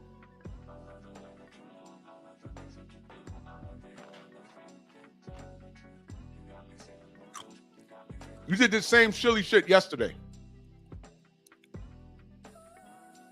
You did the same silly shit yesterday. You keep doing this. Are you learning, man? I'm talking about a Nui and Holmes. In reference to what? I'm not talking about the statistics, young man.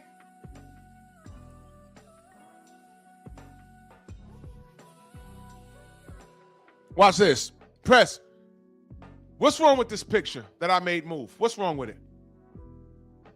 Since you want to come in here and try and hijack shit like you know what you're talking about, you're not even talking about what we're talking about here. What's wrong with this picture? How long was you listening? Let's see. Since you want to talk. And once again, see, this is the problem with the youth. I said they're the same size.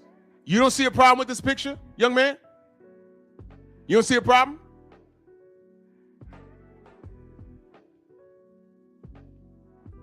Yes or no? You don't see a problem with this? You see, these young people, they don't understand symbolism. They think the world is black and white. When I say black and white, I don't necessarily mean the races. Hold on, y'all.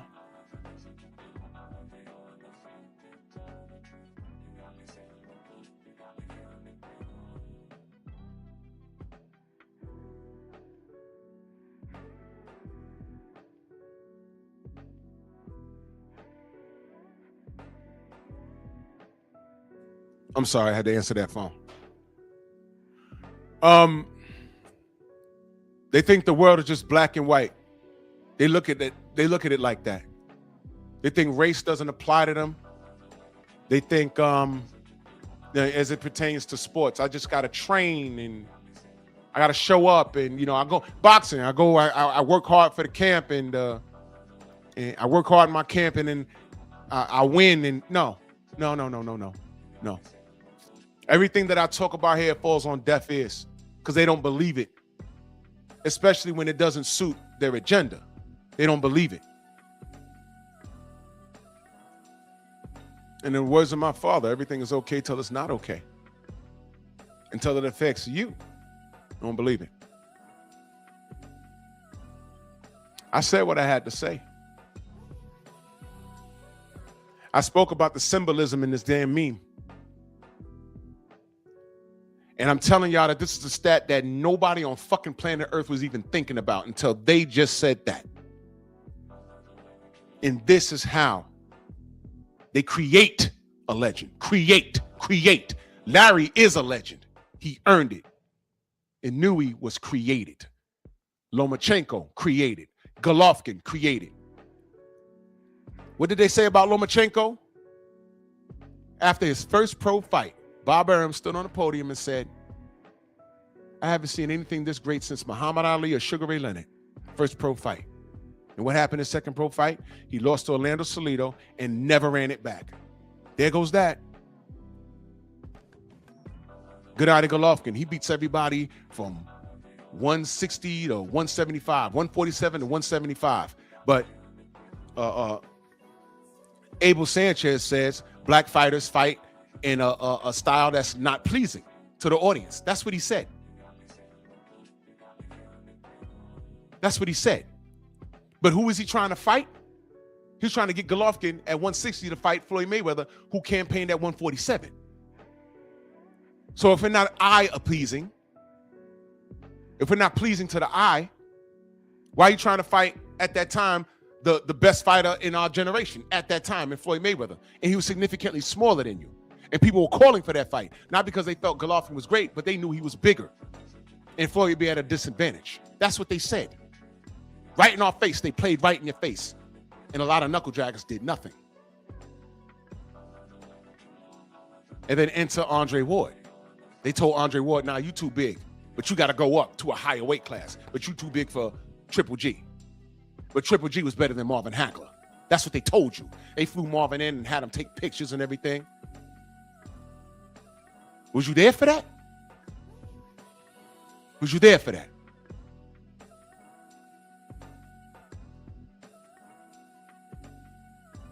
Oh. Enter Tyson Fury. Do I need to go anywhere else with that?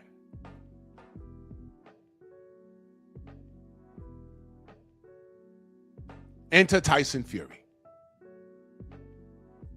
See what they did?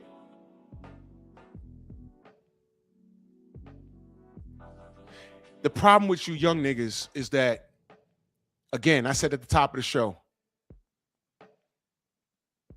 you're afraid to admit when you don't know something. And when someone's trying to educate you, you get offended. Instead of saying, hey, man, I don't know. I don't know. I didn't realize.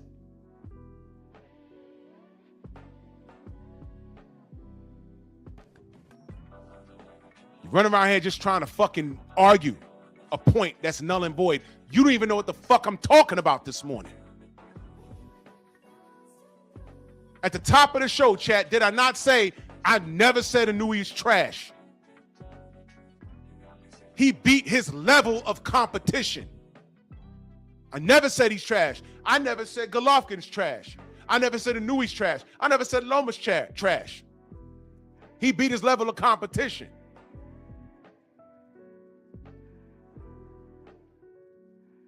But when they run up against their kryptonite, or popular demand moves them away from their kryptonite, then what? Then what? All I hear is excuses. And that's what we deal with. I ain't got to say these dudes is trash. I'm just watching their career. And the majority of people that talk to me about Inouye, they can't tell me anything that he's done on his goddamn resume and make it valid, because you don't know. But they will argue you down.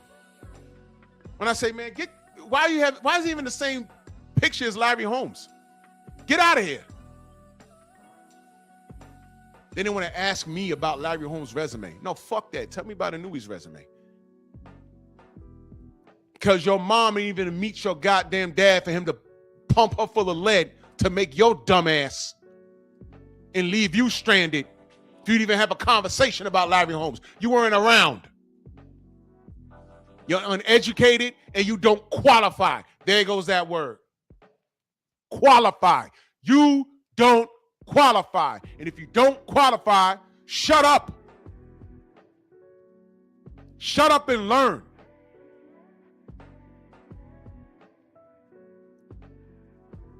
Same niggas bigging up Champside, my brother Champside, about his Black Murderers Row.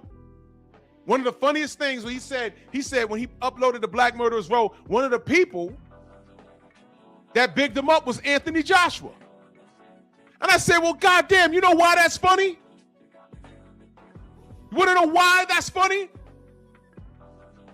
Again, you want to know why I found that so funny and strange? Because, nigga, my Nigerian nigga,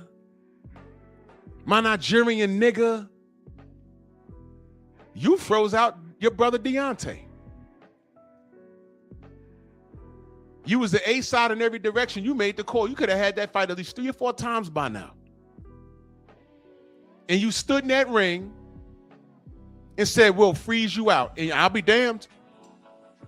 That's not something that fighters are supposed to do to each other. That's not something black fighters are supposed to do to each other in particular. Well, I'll be damned.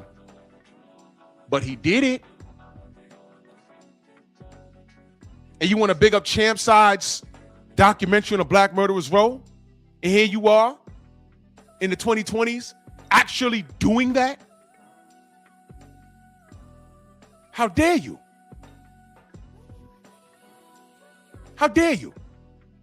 That's just as ridiculous as a pastor preaching a good word in church and he's fucking everybody's wife. Something that I've seen with my own 2 eyes.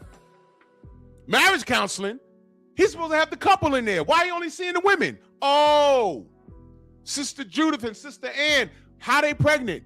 Oh, that's his baby. Wow. Contradiction, ain't it? Contradiction, ain't it? You cats can't talk to me. You YNs can't talk to me. Prez, I don't give a fuck about what AJ went through. Again, you were not here when I spoke on that. I got a video coming on about that too. I'm gonna make out a real point about the AJ fans. And I don't care how it sounds. Because you know what? Stop me when I'm lying. AJ been running around with those people. And I firmly believe that those people tried to take him out. Because I'm already hearing multiple stories. The car was speeding. And then a witness said, no, the tire blew out. Why is tires blowing out, bro? Who was driving?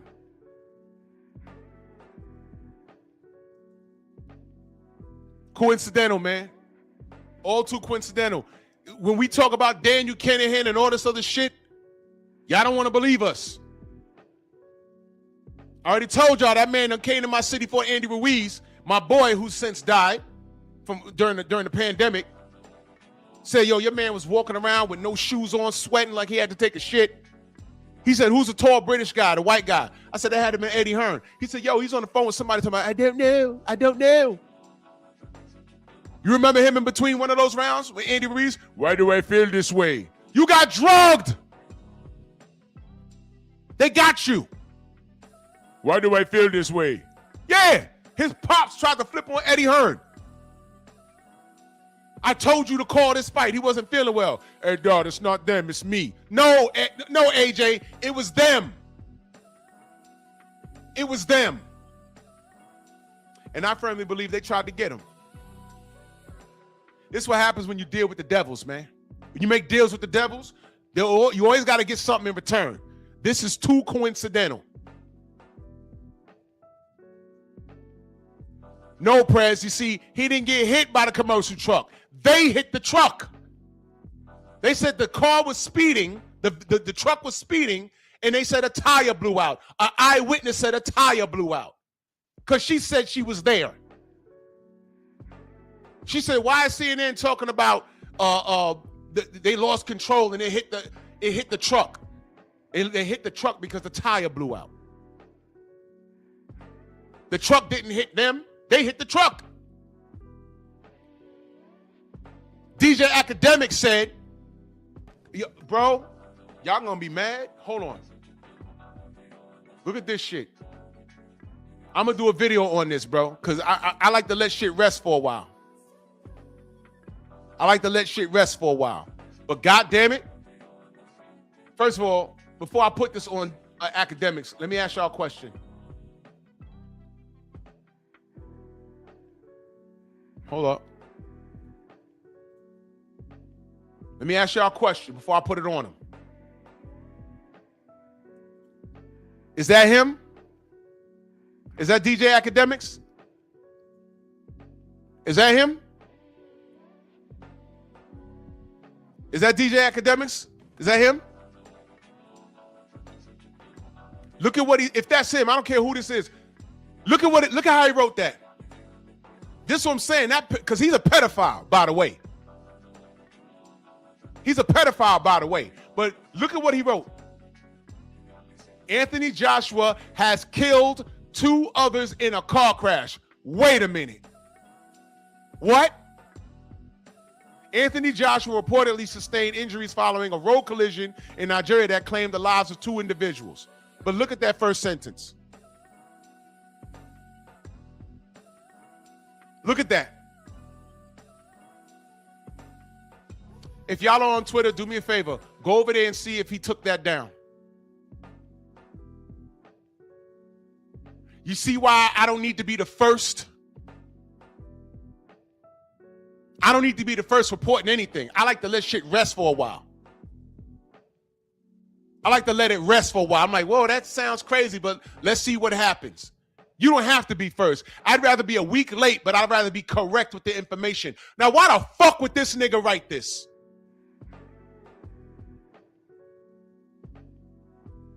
You see what I'm talking about? It's always what? Us. It's always us. You see?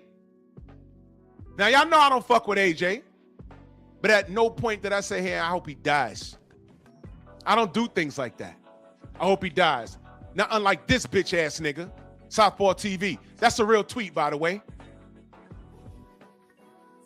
You see that? I don't do things like that. Unless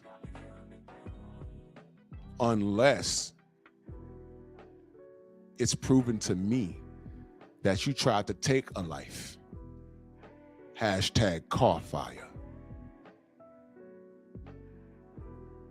Eye for an eye, right? What did Devin do to y'all niggas? Nothing but put in work.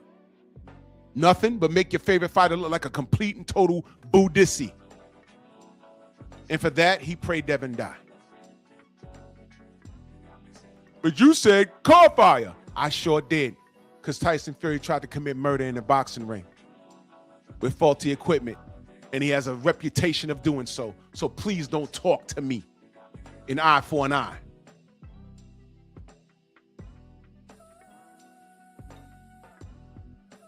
And what happened to AJ is too coincidental for me. I'm not saying something happened, but it's too coincidental to me. To me, it's way. He deleted it? Of course he did. Bitch ass nigga.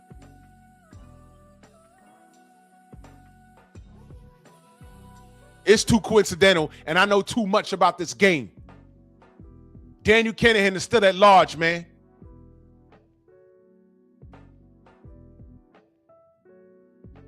I also heard reports that AJ's son was in the car. Is that true?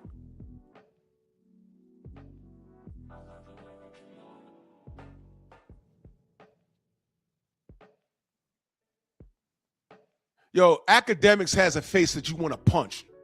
Big old round fat nigga face, man. I want to punch that dude in his jaw, bro. I want to break his shit.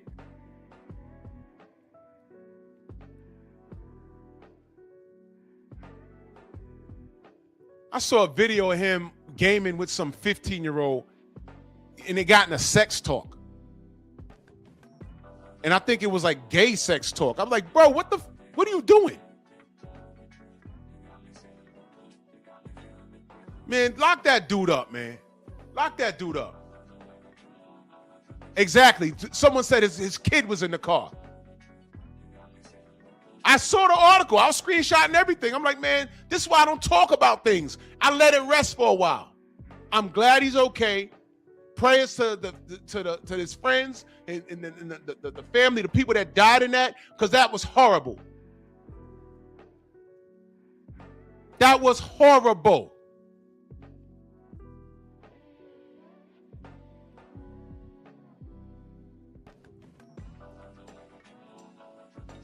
However, I got some shit to say about that. And it's not really AJ. It's his fan base. Video coming soon. His fan base is really fucked off. His fan base is really fucked off. And every time y'all do something, something happens. God ain't wasting no time with y'all. See, it's the end of the year. He ain't wasting no time with y'all. But I got a video coming about that. And I'm releasing it today.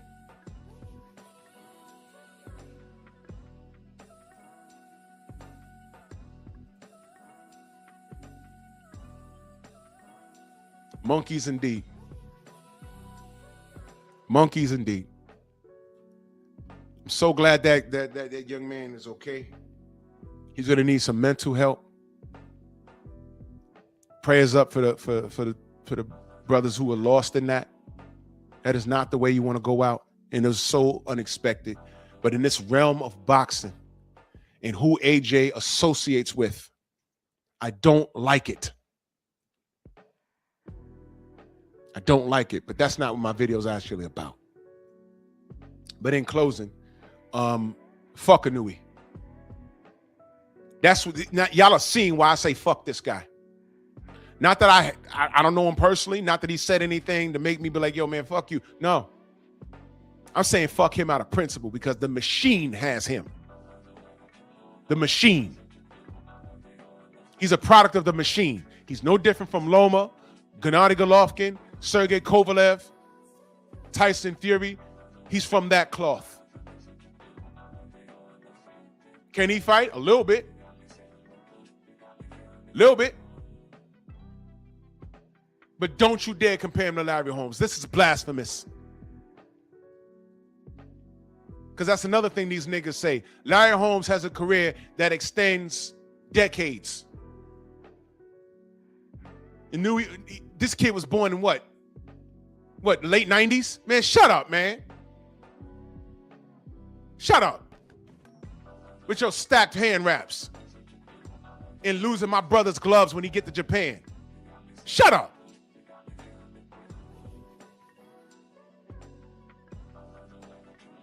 The fighters I watched growing up, they worked hard in camp. Blood, sweat, and tears. Were there steroids back then? More than likely, yes.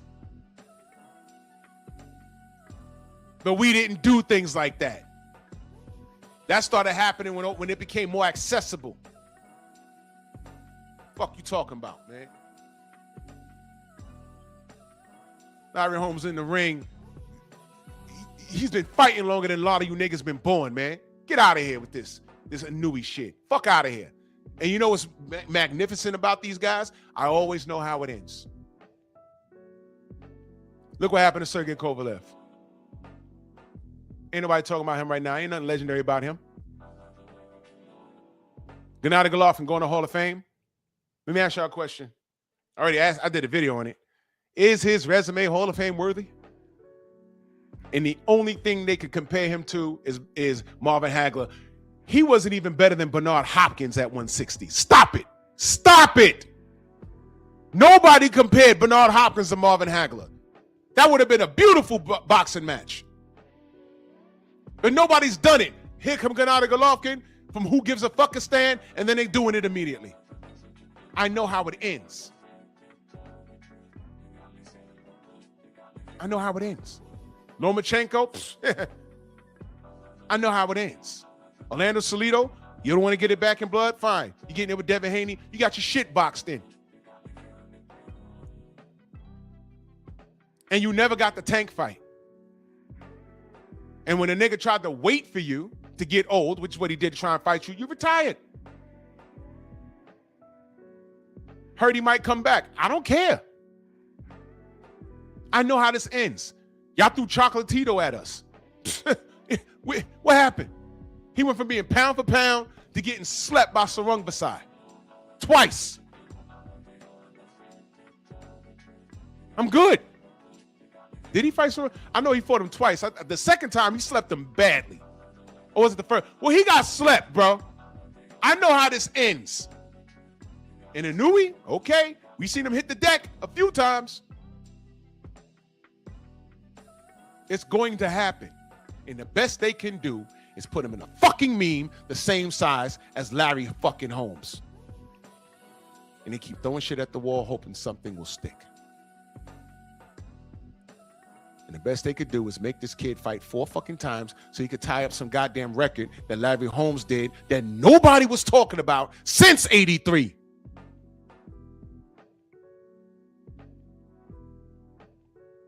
And the majority of people that are going to try and argue me about this stat, y'all niggas was born in 2000.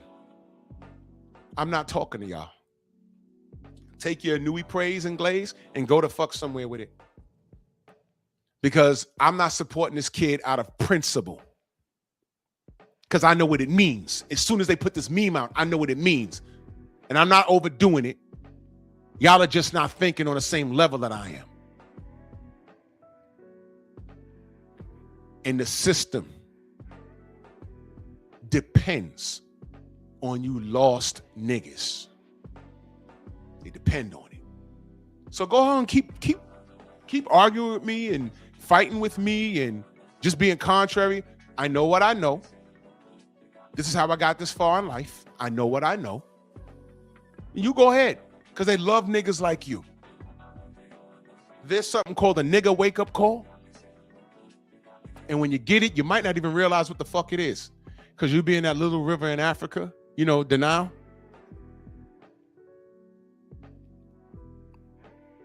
And when there's no other explanation but what you're seeing,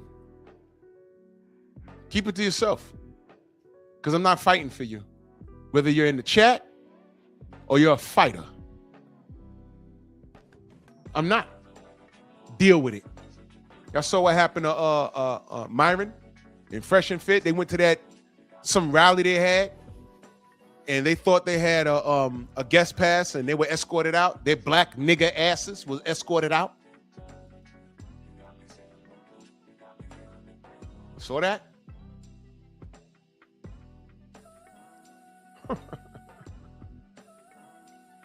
Keep talking though.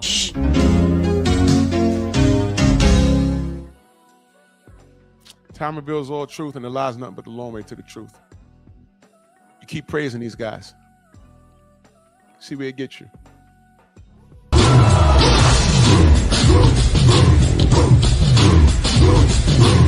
Yeah, go on!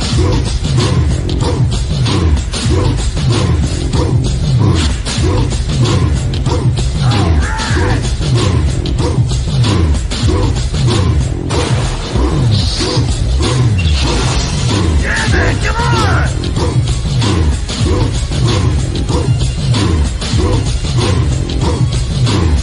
Yeah, man, come on!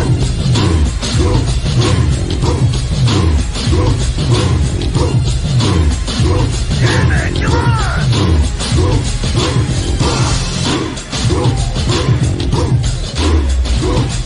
Yeah, man, come on!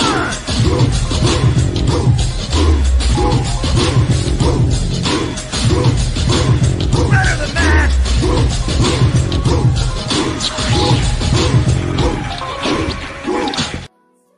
I think you don't know, now you know,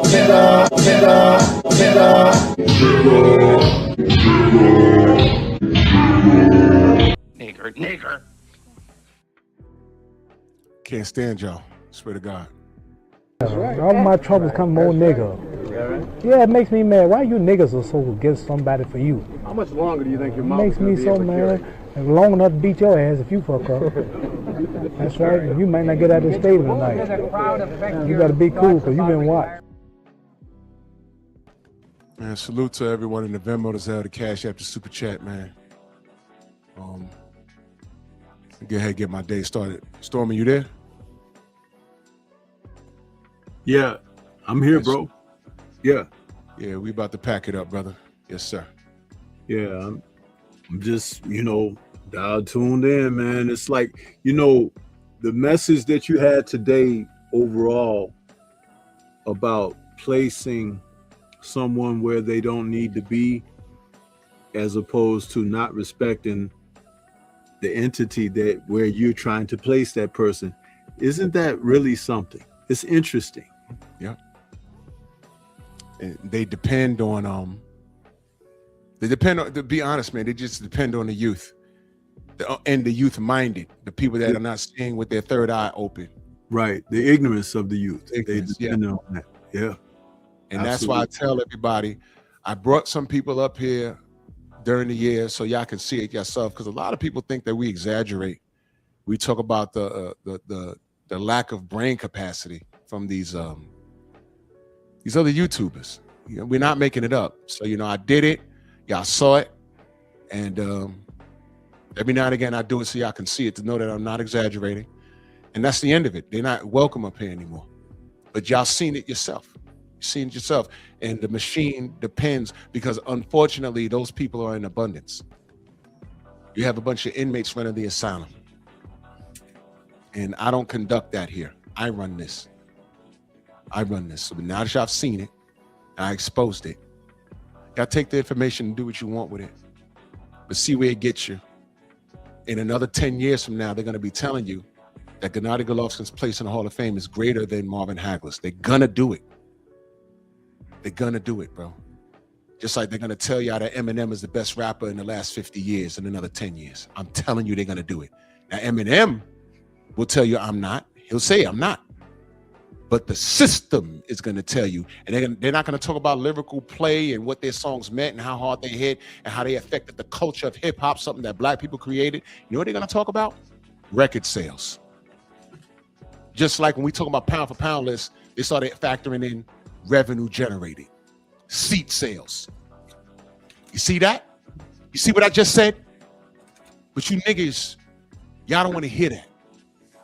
When I tell you it's dangerous when y'all do shit like that and you behave like that, you don't want to hear that. So y'all go ahead, man. Y'all go ahead. That's all I got, man. Stormy, I don't know how they can find you, bro. They can find me right here on YouTube. There's 3 channels. There's Stormy B Man in all caps, but no cap. There's a Stormy B Man Temple of Culture and Entertainment. There's a Stormy B Man Kung Fu Temple.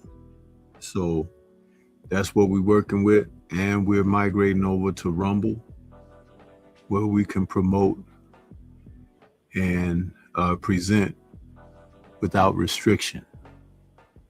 So it is what it is. Peace to everybody. Thank you for having me, Drew. Anytime, good brother. And we're coming up on the end of the year, man. Salute International Quiet Storm. And salute to International Quiet Storm. He's an original moderator from the Kevin Samuels show. Yes, sir, man. Salute to you, brother. Always a pleasure seeing you. Man, salute to everybody in the Venmo, the Zelle, the Cash App, Super Chat. This is what I do. And I will always go against the grain. And y'all take the information and do what you want with it. But I'm content with the fact that it's being said. You know, but I know how this ends. I always do. And y'all have a good day. I'll see y'all tomorrow. Bronx on deck. Move! Why are you gay? Who says I'm gay? You are gay.